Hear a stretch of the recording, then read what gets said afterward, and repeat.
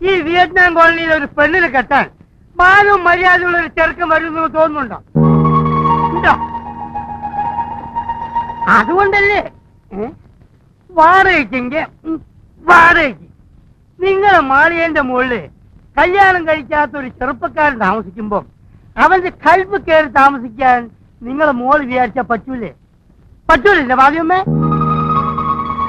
പപ്പട പണ്ടാരത്തിന്റെ മോളെ ഷിപ്പ്യാർഡിൽ എഞ്ചിനീയർ എങ്ങനെയാ കല്യാണം കഴിച്ചുകൊണ്ട് പോയത്?